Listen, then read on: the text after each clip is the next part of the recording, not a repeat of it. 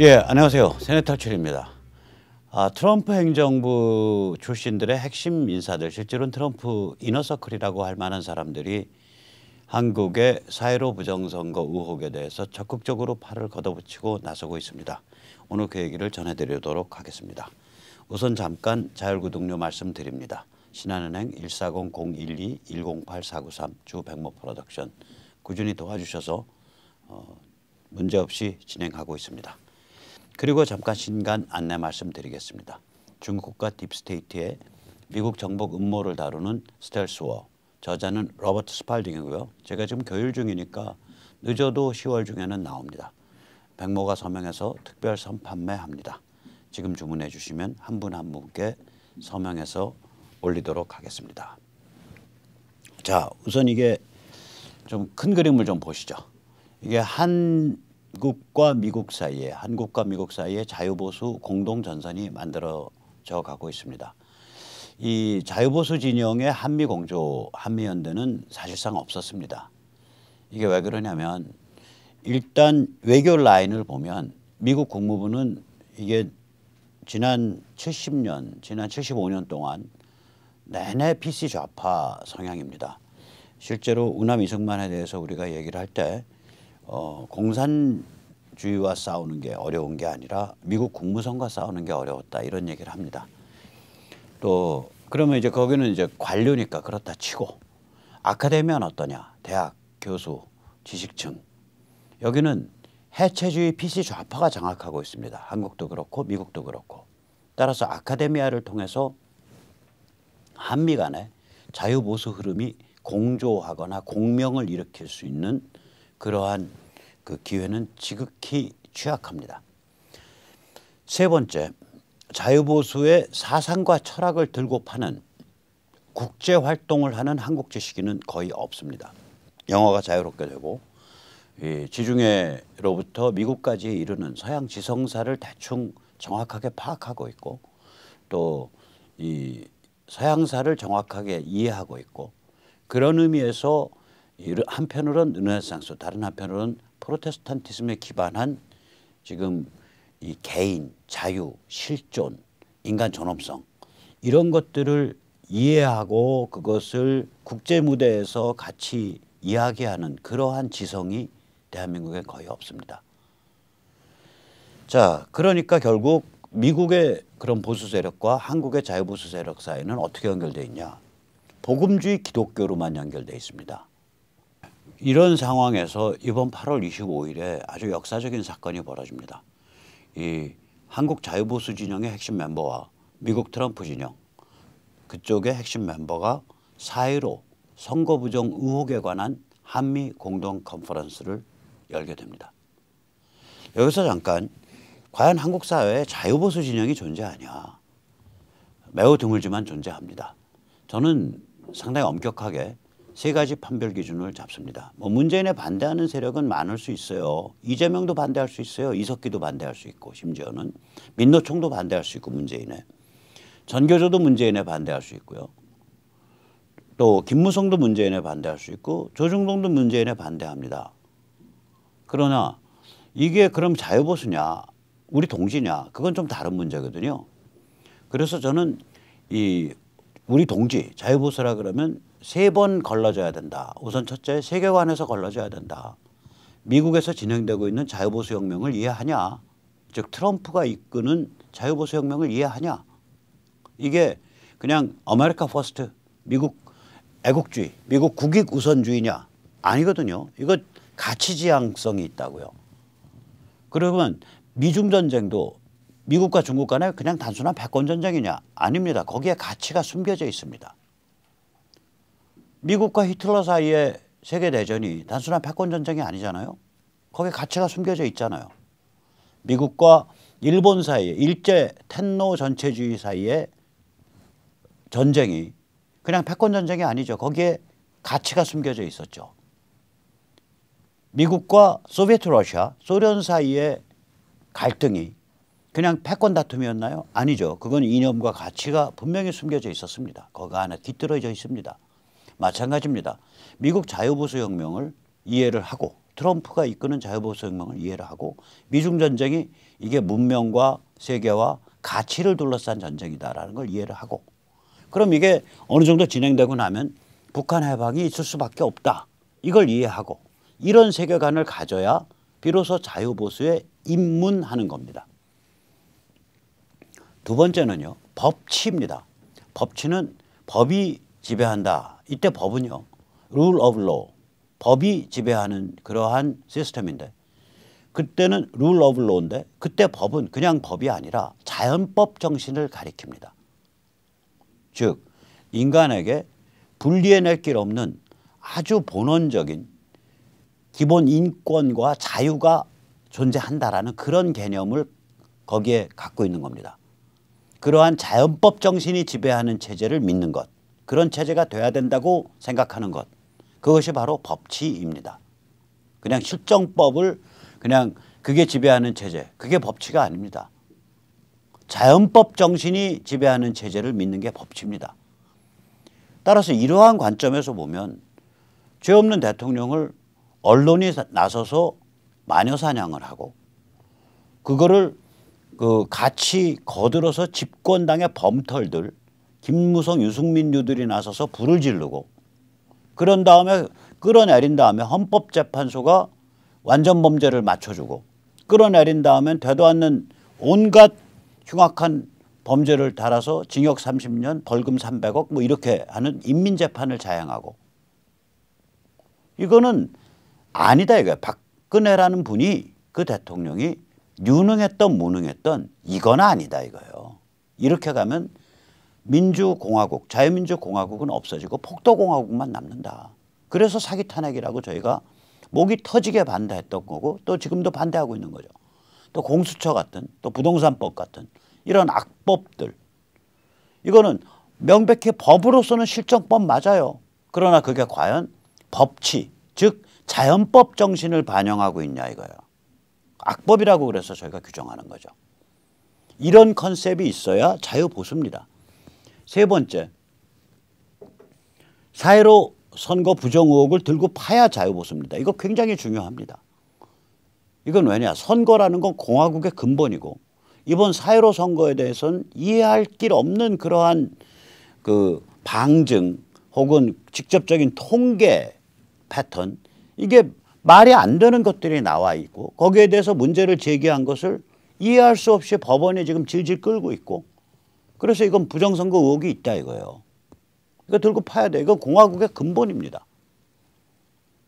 나아가서 사전투표, 현행 사전투표제 QR과 화웨이 네트워크 장비를 쓰고 있고 그다음에 선관위 서버를 쓰고 있고 그다음에 아주 그런 그 현행 그다음에 이상한 전자개표기를 쓰고 있고 서버급 전자개표기예요. 그 단순한 전자개표기가 아니에요.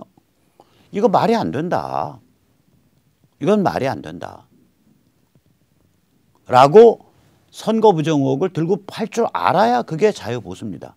이런 관점에서 보면 예를 들어서 제가 죄송합니다만 조갑자 선생님 세계관에서 안 맞아요.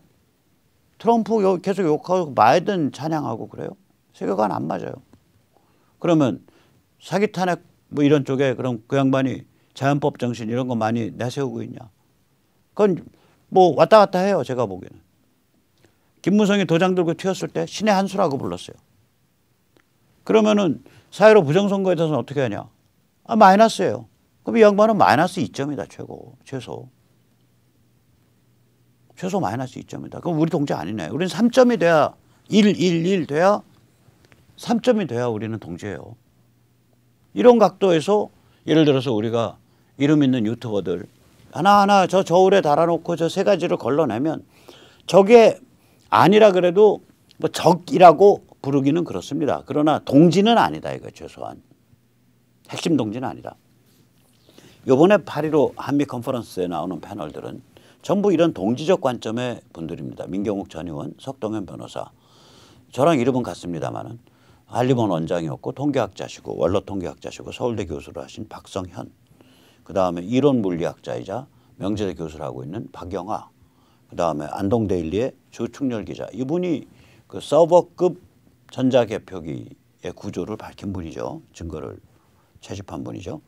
그다음에 김형철 예비역 공군 중장 겸 전 공군 참모본부 부참모장이었죠.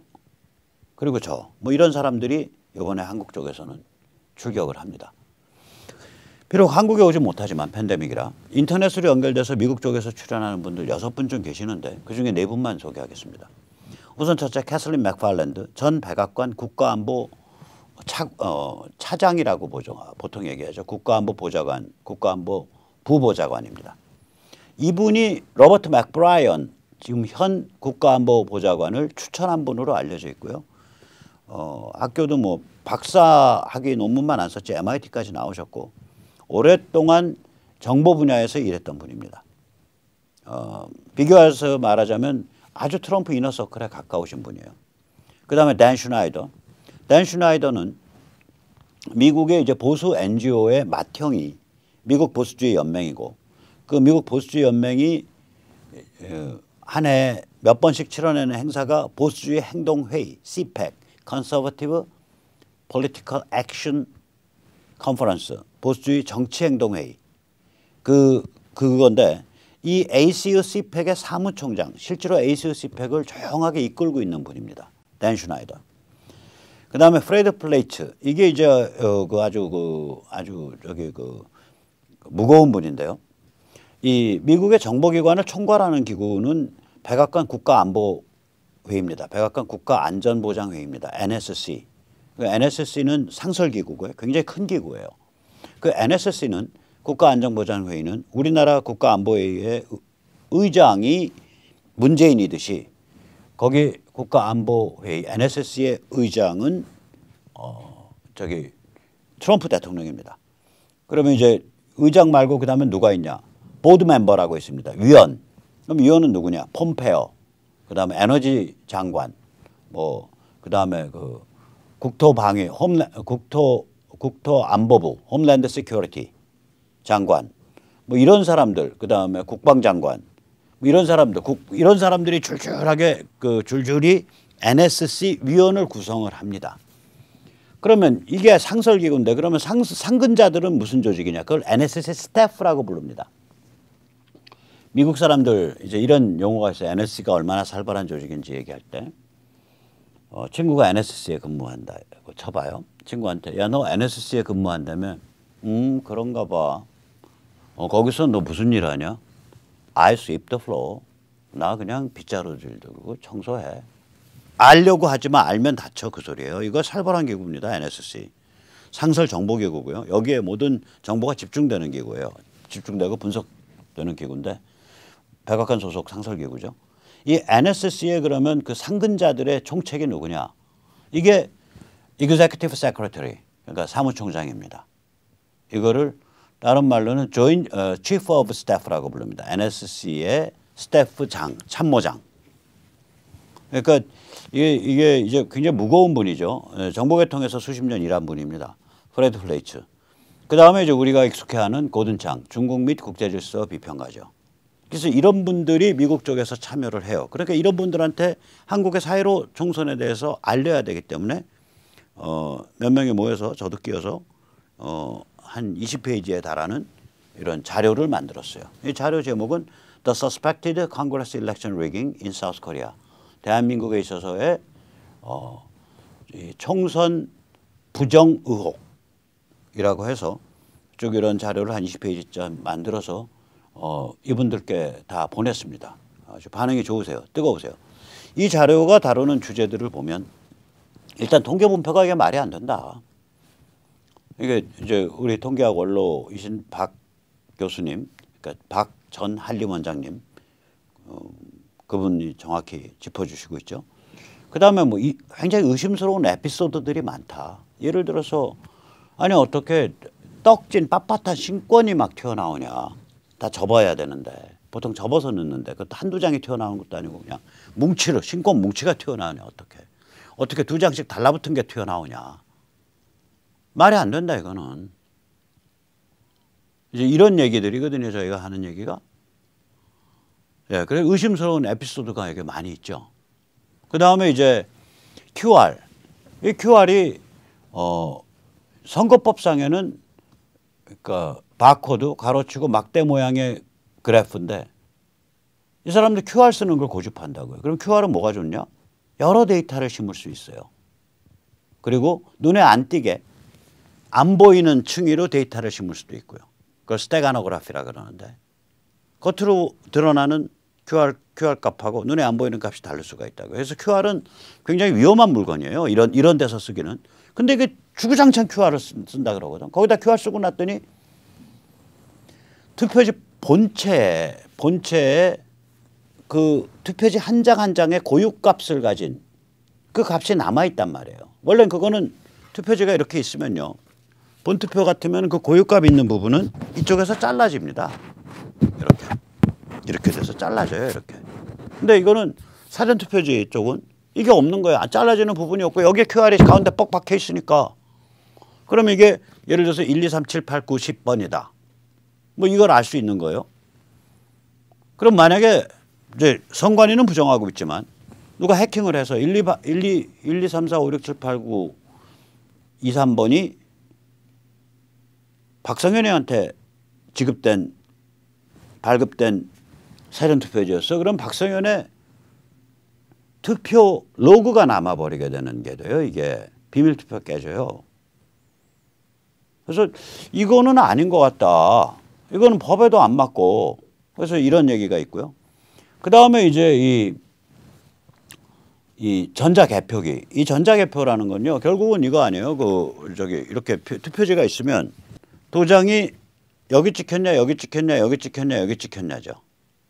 그 도장 찍힌 위치 식별하는 거거든요. 이거는 이런 문자 식별, 이렇게 문자로 쫙 돼 있는 거 문자 식별보다 훨씬 쉬운 겁니다. 도장 찍는 위치 식별은. 그 여기 서버급이 갈 이유가 없는 거예요. 근데 실제로 이 사람들이 한 짓은 뭐냐면 서버급 보드를 채워놓고 그것도 아마도 통신 기능이 있는 것 같은 그래가지고 이 투표지를 전부 스캔해서 그 스캔 이미지를 저장을 했고 거기까지는 확인이 돼요. 자기들 입으로 확인해줘요. 그러면 투표지의 이미지를 저장하고 있단 말이에요. 말이 되냐고요. 근데 그 투표지 하나하나는 고유값을 갖고 있고 말이 안 되는 얘기죠. 말이 안 되는 얘기입니다. 사실은. 거기다가 투표지 하나하나가 고유값을 갖고 있는 데다가 이게 만약에 그 서버급이니까 처음부터 그게 말하자면은 그 이미지로 저장하는 것과 동시에 코드 값을 읽었을 수 있을 거라고요. 읽었다는 그런 추정까지 가능하다. 그런 의심까지. 워낙 빵빵하니까 이게 그렇게 빵빵한 거 쓸 필요가 없는데 이건 비유적으로 말하면 뭐냐면요.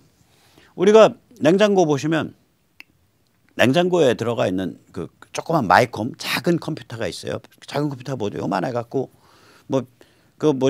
별로 많이 지능도 못 담아요. 근데 얘는 PC보다 더 빵빵한 보드를 차고 있다고요. 우리 노트북 PC보다. 지능 엄청나게 담을 수 있어요. 서버급이라고요. 그럼 이거 왜 이런 식으로 만들었냐 이거지. 너 딴 생각 있는 거 아니냐? 이 의심할 수밖에 없다고요. 거기다가 이제 요번에 그 선관위 서버를 그 원래는 이 호남 광주에 있는 그 정부 종합전산센터에서 운영을 해야 되는데 이거를 띡 빼내 갖고 과천 선관위 사무실에서 운영하고 그 서버의 방화벽을 화웨이로 쳐버렸다고요. 그럼 이 통신 장비는요. 이 공급업체가 항상 뒷문을 열어놔요. 왜냐하면 모니터도 해야 되고 고장나면 수리도 해줘야 되고 하니까 공급업체가 뒷문을 열어놓습니다. 다시 말해서 화웨이 장비 방화벽을 쳤다는 얘기는 화웨이는 뒷문으로 들어와서 조작할 수 있다는 얘기예요. 그 통신 장비를. 그 방화벽을. 그 화웨이가 돌아와서 할 수 있다는 얘기는 뭐예요? 중국 공산당이 들어와서 할 수 있다는 얘기지. 물론 그렇게 했다라고 제가 단언하는 거 아닙니다. 자, 그렇게 해놓고 거기서부터 연결돼 가지고 여기는 개표 순간에도 연결이 돼 있었는지 어쩐지는 모르지만 기능상으로는 연결이 가능한 서버급 전자 개표기가 들어가고 거기 모든 데이터는 전부 스캔되고 전부 저장되고 QR로. 이게 뭔 일이냐 이거야. 이게 의심스러운 정황이잖아요. 거기다가 더 황당한 건 이 100% 서버급 전자 개표기를 누가 공급했냐. 한틀이라는 회사가 공급했는데 한틀이 옛날부터 ATM 그 핵심 모듈 만들던 회사예요. 만들어 온 회사입니다. 근데 한틀이 그러면 ATM 기기 전체를 은행권에 납품할 수가 없으니까 회사가 작으니까 ATM 기기 전체는 누가 납품을 해왔냐. 한쪽은 효성이고 한쪽은 청어컴넷이에요. 근데 이상하게 청어컴넷을 딱 보면 화웨이 스마트폰 국내 최대 판매처일 거예요. 거기가. 그러면 효성은 어떠냐. 화웨이 네트워크 장비랑 서버 국내 최대 판매처 중에 하나예요. 그러니까 전부 화웨이 패밀리야. 화웨이 패밀리라고요. 거기다가 한 틀에 미국 파트너가 있어요. 둘이 이제 아마 회사가 섞여 있을 거예요. 이게 지분 관계나 이런 게. 트라넥스. 원래 효성이랑 관계가 있던 회사인데 트라넥스 테크놀로지. 거기는 미국의 ATM 시장에 그러니까 미국 길거리에 그 신용카드 넣고 돈 뽑는데 그 시장에 그 절대적 그 지배권을 잡고 있는 1위 업체예요. 그러면 만약에 의심까지 간다면 야 이거 뭐 좀 화웨이 패밀리의 반개 하나 건너뛰면 바로 한틀 나오는데 한틀이 다시 미국 ATM 시장에 가지고 있는 저기 뭐야 트라넥스 테크놀로지랑 또 관계가 있어. 그러면 이제 건너서 하다 보면 야 이거 까딱하다가 미국 ATM 시장 다루는 트라넥스 테크놀로지까지 한틀도 미국 법인이 있어요. 그것 때문에 거기까지 해서 이거 어떻게 화웨이에 들어가는 거 아니냐 뭐 이런 의심도 가능해져요. 그러니까 여기 굉장히 지금 빨리빨리 그 진실이 밝혀져야 되는데 그 진실을 점점 늦추고 있단 말이에요. 법원이나 검찰이나 밝히는 과정을. 법원 같으면 대법원이 빨리빨리 진실 밝혀야 되는데 그 조치를 밟아줘야 되는데 지금 역사상 제일 오랫동안 끌고 있어요. 아무 조치 안 취하고. 그럼 우리는 의구심만 점점 올라가죠. 야 이거 무지막지한 게 뭔가 있는 것 같은데. 합리적 의심이 들 수밖에 없잖아요. 그전엔 예를 들어서 이런 문제가 있으면 뭐 개표가 7월 초 6월 말이면은 벌써 개표 저기 수개표 다 하고 재검표하고 이러는데 지금 8월이 됐는데도 꼼짝도 안 하고 있어. 8월 다 지나가는데. 그럼 합리적 의심할 수밖에 없죠. 그래서 거기다가 이 제도가 아까도 말씀드렸듯이 이게 위헌성이 크다고요. 이 사전투표제, 현행 사전투표제가. 그러니까 법률적 헌법적 이슈가 줄줄이 있어요. 자 이렇게 말씀을 드리면 그런가 보다 문제 심각하네. 그렇게 다 인정을 해요. 우리 같은 사람들은. 근데 문제는 뭐냐. 일반 사람들한테는 이게 완전히 조중동까지 나서서 또 미통당까지 나서서 완전히 샷다마우스하고 있고 또 비웃으니까 도라이 피해망상증 환자들이 되는 거예요. 이게 부정선거 의혹을 제기하면. 이러한 이 고립화 상대방의 고립화 전술을 우리가 어떻게 넘어설 수 있을 거냐. 이런 문제가 되죠. 자 그런데 아까 보셨듯이 지금 미국에 지금 이런 거물들이 총출격했단 말이에요. 트럼프 진영에. 그럼 이 얘기는 무슨 얘기냐. 트럼프 당선되고 이번 11월 3일 날 미중전쟁 격화돼 나갈 때 한국 부정선거가 어떻게 될 거냐 이거지. 분명히 도마에 올라간다고 이거. 그래서 이 검찰이나 대법원 또 선관위 혹시 문제 있는 거 있으면 빨리빨리 처리하시고 빨리빨리 자복하시고 빨리빨리 까시고 그러십시오. 자 그래서 아까도 얘기했지만 이 한미 컨퍼런스 이 열리는 거 이거 이제 저희가 이제 그 요새 그 팬데믹 때문에 문호를 못 열어요. 이 한국 쪽은 하얏트 호텔에서 열리는데 문호를 못 엽니다. 그런 대신에 유튜버 하시는 분들 중에 유튜버들 이제 저희가 초청해서 한 20분에서 30분 모시는데 뭐 유튜버가 20명 30명만 있겠어요? 또 한국에만 있겠어요? 한국 유튜버들이 많죠. 근데 야 이거 멋있는 자료인 것 같은데 우리 채널에 올릴게 하시는 분들은 자막 저희가 딱 붙여서 드릴 테니까 한글로 이 010-6368-9901로 신청을 해 주십시오. 그리고 안 되시면은 저희 저기에도 남겨주시면 되고요. 그 댓글에도 나 누구니까 이메일 어디로 연락 달라. 그럼 저희 연락 취해서 신청받은 분이 뭐 100분이 됐든 1000분이 됐든 자막 붙임 원본 그대로 다 드립니다. 이건 공적인 거라 모든 유튜버들로 다 도배를 해버리자고 이거.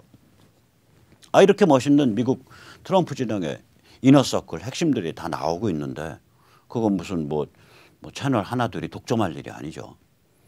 자 거기다가 이제 이러한 큰 행사 8월 25일 행사가 있기 전에 워밍업 행사가 있겠죠. 이게 8월 21일 날 CPAC 라이브라는 채널이 있습니다. 유튜브에. 뭐 조회수가 아주 높진 않아요. 근데 CPAC 라이브라는 채널에 제가 원격에서 출연합니다. 이 CPAC 라이브는 여기는 이제 참고로 트럼프가 나왔던 화면을 하나 따뒀는데 물론 트럼프는 안 나오죠. 제가 나가는 그런데 나올 군번이 아니시죠. 그 양반이. 그 누가 나오냐. 아까 말했었던 ACU CPAC을 이끄는 사무총장 댄 슈나이더. 저 오른쪽 위에 계신 분입니다. 또 중간에 있는 우리 시청자님들이 너무 잘 아시는 우리의 큰형님 같은 아주 점잖은 우리 고든 창. 그 양반이 또 나오십니다. 그리고 누가 나가냐. 여기 맨 오른쪽 아래 얼굴이 좀 익죠. 그 배경도 있고 백모가 나갑니다. 그래서 댄 슈나이더랑 고든 창과 백모가 8월 21일 날 오전에 그 CPAC 라이브에서 합니다. 제가 CPAC 쪽에 얘기해서 그것도 원본 받은 다음에 이건 영어로 진행되니까 자막 붙여서 또 나눠드리겠습니다. 그러니까 여기저기 다 걸어주세요. 이것도 마찬가지로 010-6368-9901 그러니까 둘 중에 하나만 신청하셔도 둘 다 보내드리겠습니다. 예, 그러니까 뭐 보내주세요 하지 마시고 다 신청해 주세요. 예. 자 그러면 이제 야 근데 뭐 트럼프가 그 이긴다는 보장이 있어? 이제 이런 얘기를 우리가 의심을 좀 해봐야 돼요. 이게 왜 그러냐? 돌다리도 두들겨 보고 가야죠. 분명히 이제 딱 이 본세로 보면 11월 3일 날 이제 트럼프 재선되고 나면 이제 북한 뭐 오늘 내일 할 거고 미중 전쟁 확 밀어붙일 거고 더 그다음에 이제 본세로 보면 이게 이제 트럼프 진영 사람들이 팔 걷어붙이고서 대한민국의 사회로 총선에 부정이 있었냐 없었냐 들여다 보겠다고 튀어든 거란 말이에요. 가만 곱게 진행할 상황이 아니죠. 그러니까 우리가 야 트럼프 당선되겠냐 이걸 봐야죠. 참고로 이제 문재인 진영은 혼신의 힘을 다해서 중국과 협력하셔서 중국도 그 길만이 살 길이니까 바이든과 카말라 그 바퀴벌레 세트들이 당선되도록 최선을 다하십시오. 그렇게 뭐 거기에 명운을 거실 수밖에 없네. 우리는 트럼프가 당선되도록 최선 다할게요. 전화 걸고 미국 교포들한테 우리 우리 시청자님들 미국 분들께 트럼프 찍으세요라고 말씀드리고 우리는 그쪽으로 갈 테니까 한번 해보자고요. Why not?